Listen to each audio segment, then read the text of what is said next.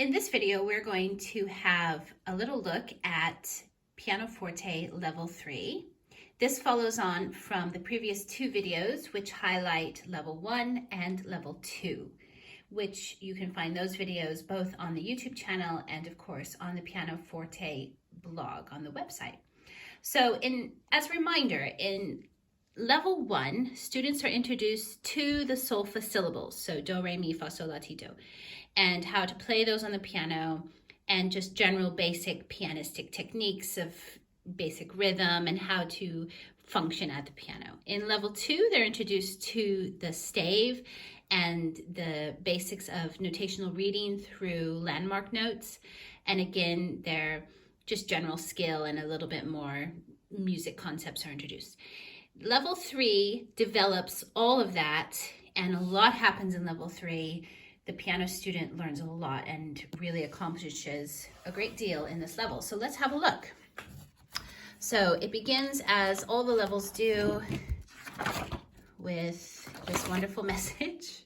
This message you can find in the diary as well. So we're playing music every day, etc. Okay, so here we have notational reading, which of course they were introduced to the treble clef and the bass clef in Level 2, but only really with the concept of how they function line and space, and landmark note treble G, and landmark note bass F, and landmark note middle C.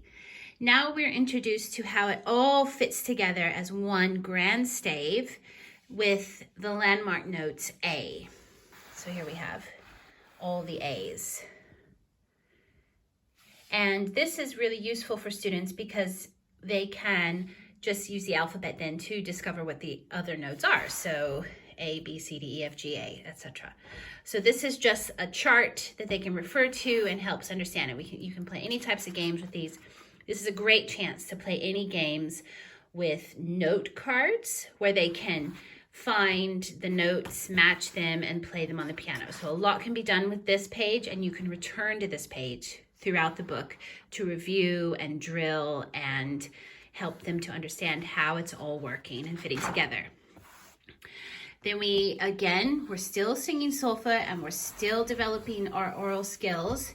This is a practice to help drill the hand signs and to sing the solfa syllables just by reading hand signs. So you can go do, re, do, and so on.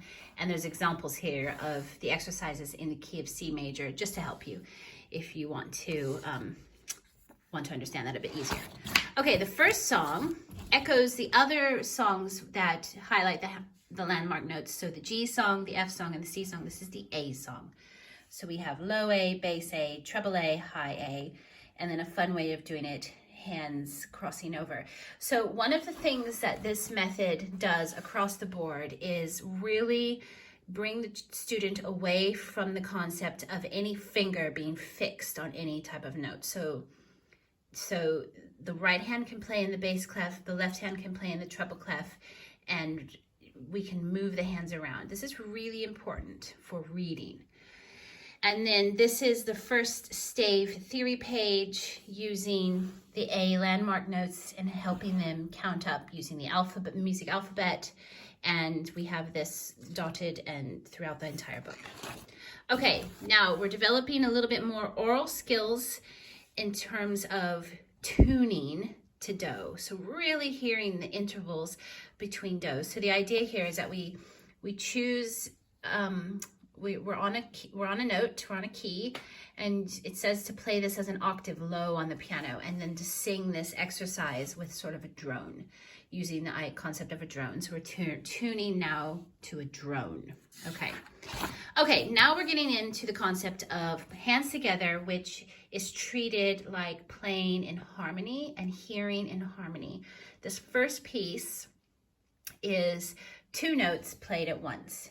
And we have the same format that we've had throughout the whole entire series, where they choose these positions and we play. Now, this is really valuable because you can sing the top line, it's easy, sing the bottom line, easy, and then you can play the bottom, sing the top, vice versa. Teacher can sing one, student sings the other, and you can really explore their oral ability at this level.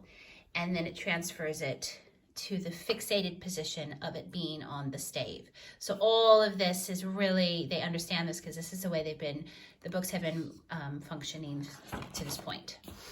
Again, the same concept. This particular piece is fabulous because it moves the little melody from right to left. So in the words, it kind of goes like this. If I had a little hamster, I would hold it in my hand. Sorry, I don't know if I'm in the right key, but it gives them the idea that the melody can be here and then it can go below. And so it's not always melody with left-hand accompaniment. And they can hear that and you can sing it together. Okay, and then straight away, we are going to come away from this way of notating meter and get into real time signatures and counting them metrically. So of course you can still count ta, ta, ta, ti, ti, ti, ti, ta, ta, but now we can also count with 1, 2, 3, 4, 1 and 2 and 3, 4, etc. And then there's a little chant as every musical concept is introduced. It's always introduced throughout this series with some type of interactive musical way of experiencing the concept. So now we're just learning how to count metrically. And of course, depending on the student and depending on the music, we can go back and forth between more the Kodai syllables of counting, so ta, ta, ti, ti, ta, and or this metric way of counting, but then also this gives us some a fun chant with the rhythm using just words. Okay, more of the same. Now here we're further developing this concept of two voices with a melody on top and a melody on bottom. So again, play the left and sing the right and do it back and forth. And then we come over here and it's on notation. And then we have another one of those. This is a beautiful one. Then we introduce the concept of dynamics.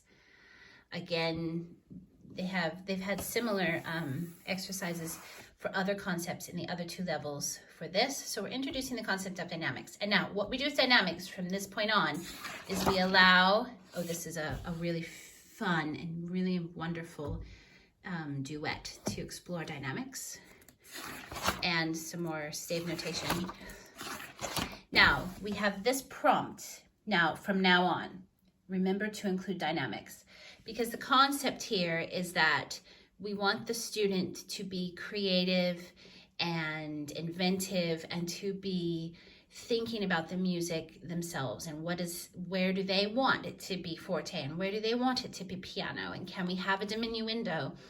And it's up to them. They're not just reading notation, they're creating music. So they're always prompted to put in tempo, whatever they think sounds the best for this musical style, and to put in dynamics. So this is a really wonderful way to be creative.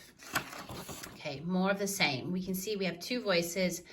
We're always introduced with solfa and two voices on the notational side. Same, getting a bit more elaborate with the reading and the oral skills themselves. More notational theory, more oral development. Now, this one is when we start moving the hands. So this book is quite valuable because in level 1, we introduced the idea of the 8 VA signs, so moving up an octave.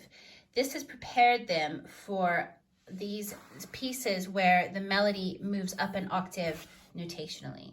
And they're given these prompts to put in the note names, but they start to expect and anticipate this type of movement in the music, which is them anticipating the patterns and them seeing the intervals and where they belong. So this is a really valuable skill that they've already developed, and we explore it. Same concept on the Talif with more elaborate harmonies. And same, we're moving the hands. So they're starting to move around the keyboard. Still singing, still transposing, and developing all these wonderful skills. There's always still a duet to accompany them. This one actually has words for both of the voices, which is really valuable. And you can see we're just going on the same thing. A new concept with staccato, and then a song that has staccato notation. So at this point, let's have a little chat about legato. So throughout this book, and there's a note about this in the front, students are encouraged to play non-legato, so with this deep into the key bed release technique. And now that technique is shortened into the staccato sound. Depending on the student's ability, their physical ability, and how their oral understanding is about the length of notes and how they can understand and hear it, you as a teacher can introduce legato or any types of slurs. The pieces are really designed to do that. For example, I'm just going to go back a couple, Little Leaf. For example, this would be a great piece to slur these if the student is ready for that technique. So each student is different.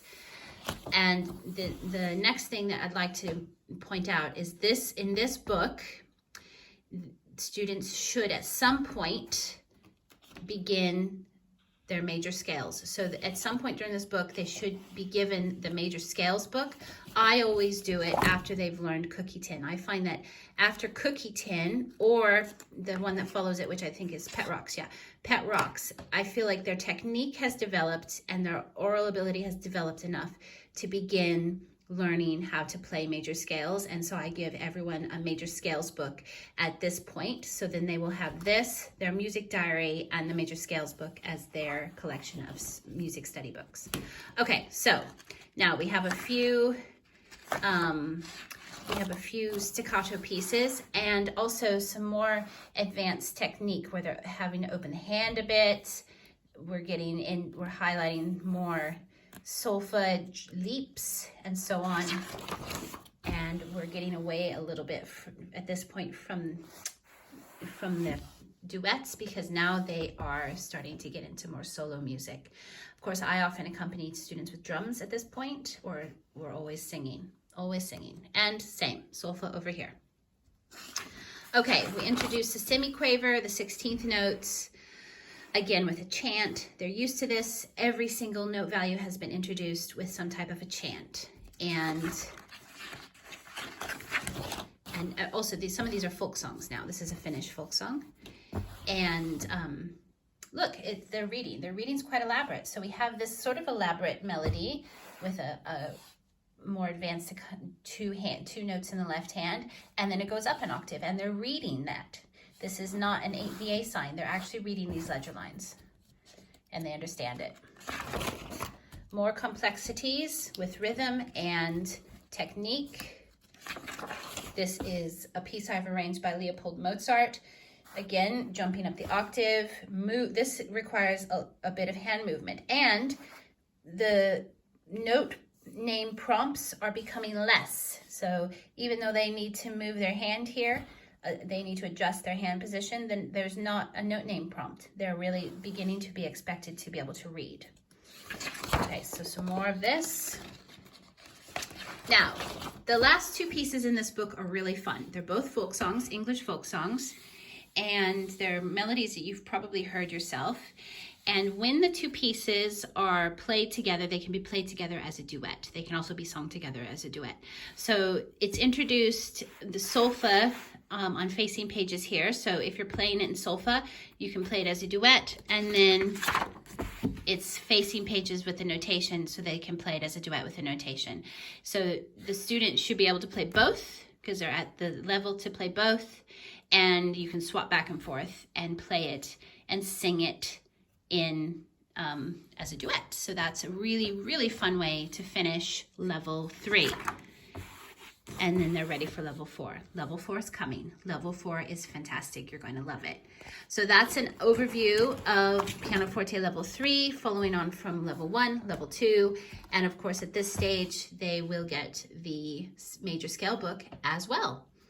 So if you have any questions, let me know. Thanks.